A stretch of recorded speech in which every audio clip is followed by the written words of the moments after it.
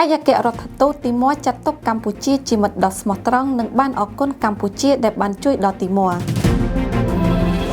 អាយគ្គរដ្ឋទូតថ្មីសាធារណរដ្ឋប្រជាធិបតេយ្យទីមួយខាងកើតលោកម៉ាកូស ដូរេស ដាខូតាបានថ្លែងអំណរអគុណដល់សម្ដេចនាយកហ៊ុនសែននិងកម្ពុជាដែលបានជួយគាំទ្រដល់ប្រទេសទីមួយខាងកើតបានចូលជាសមាជិកទី11របស់អាស៊ានពេញសិទ្ធិនៅខែតុលាខាងមុខនេះហើយលោកបានចាត់ទុកកម្ពុជាជាមិត្តស្មោះត្រង់និងបានជួយទីមួយខណៈប្រទេសទីមួយជួបការលំបាកក្នុងឱកាសចូលជួបសម្ដែងការកុសលនិងពិភាក្សាការងារជាមួយសម្ដេចរដ្ឋសភាធិបតីខុនសូដារីប្រធានរដ្ឋសភានៅព្រឹកថ្ងៃទី30ខែកញ្ញាឆ្នាំ2025នេះលោកតម៉ាកូស ដូរេស ដាខូតាបានគូបញ្ជាក់ថាចំណងមិត្តភាពប្រទេសទាំងពីរកម្ពុជាទីមួយបានរីកចម្រើនជាលំដាប់ខណៈថ្នាក់ដឹកនាំប្រទេសទាំងពីរបានផ្លាស់ប្ដូរទស្សនកិច្ចគ្នាទៅវិញទៅមកជាពិសេសវត្តមានដ៏ខ្ពង់ខ្ពស់របស់សម្ដេចនាយកហ៊ុនសែនដែលបានបំពេញទស្សនកិច្ចផ្លូវការនិងមិត្តភាពនៅទីមួយកាលពីខែឧសភាកន្លងមកនេះបានធ្វើឲ្យទំនាក់ទំនងប្រទេសទាំងពីរកាន់តែរឹងមាំឡើងនៅចំពោះមុខសម្ដេចប្រធានរដ្ឋសភាលោកទូតក៏បានសន្យាថានៅក្នុងអាណត្តិបេសក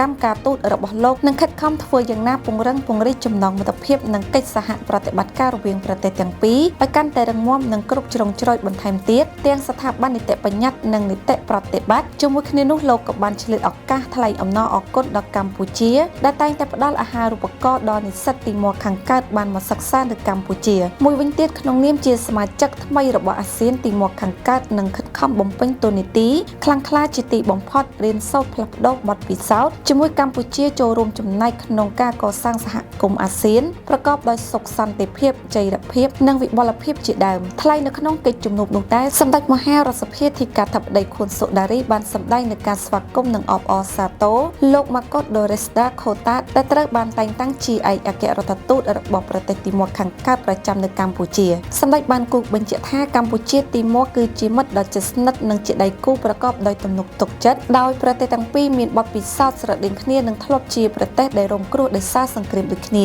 សម្ដេចប្រធានរដ្ឋសភាក៏បានរំលឹកផងដែរថាកាលពីឆ្នាំ